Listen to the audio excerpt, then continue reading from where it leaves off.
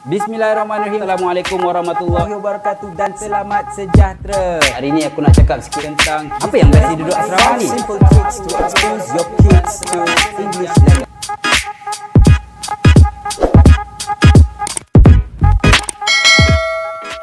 Bismillahirrahmanirrahim. Assalamualaikum warahmatullahi wabarakatuh dan selamat sejahtera. Jadi hari ini aku akan respon kepada soalan-soalan yang telah diajukan kepada aku melalui Instagram story yang aku post hari itu. Jadi yang pertama sekali, terima kasih kepada semua yang dah subscribe ke channel aku. Aku amat hargai. Sekiranya kalau ada apa-apa persoalan atau apa-apa isu yang you guys nak aku kupaskan, bolehlah DM aku atau tinggalkan komen di ruangan komen di bawah. Jadi topik saya pada hari ini memandangkan kita akan ulas topik berkenaan dengan sekolah. Saya akan menggunakan perkataan saya lah kan. Jadi topik saya pada hari ini adalah hubungan dengan murid. Soalan yang telah saya dapat adalah macam mana cara saya handle budak-budak nakal, dan soalan ni saya akan combinekan dengan satu lagi soalan, iaitu kesalahan yang saya paling tak boleh tolerate dalam kalangan murid-murid sepanjang khidmat saya sebagai seorang guru. Tapi sebelum saya mulakan, saya nak ingatkan saya adalah guru baru. Mana-mana saya pergi, apa-apa kursus saya pergi, apa-apa bengkel yang saya terlibat, saya akan beritahu yang I am a novice teacher. Jadi pengalaman saya tak banyak. Apa yang akan saya ceritakan ini adalah berdasarkan pengalaman saya daripada mula-mula posting sehinggalah sekarang yang tak seberapa ni. Jadi yang pertama sekali, saya nak beri definisi budak nakal. Definisi ini adalah definisi peribadi. Semua orang ada definisi budak nakal sendiri, tapi pada saya, budak nakal adalah budak-budak, selalunya budak-budak ni dia aktif, yang sedikit hyper dari segi percakapan,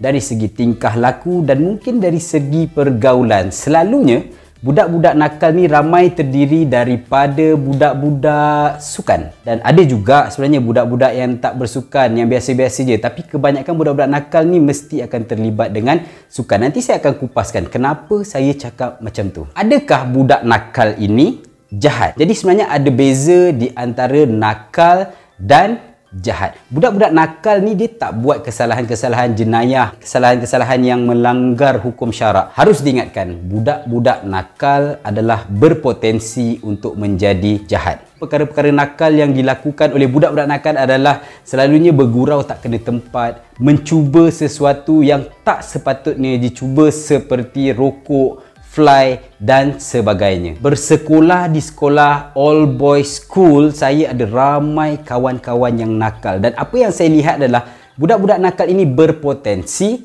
untuk menjadi seorang yang berjaya pada satu masa nanti. Kenapa saya cakap macam tu? Sebenarnya ada dua sebab.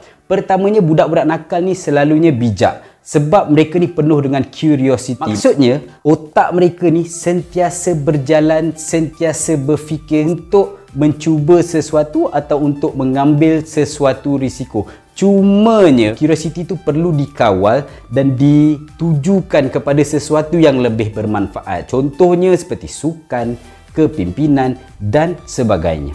Yang kedua, selalunya budak-budak nakal ini adalah budak-budak yang berpengaruh, very influential and very convincing. That is why bila kita tengok dekat mana-mana sekolah sekalipun, budak-budak nakal ni selalunya akan ada pengikut-pengikut mereka sendiri. Betul atau tidak?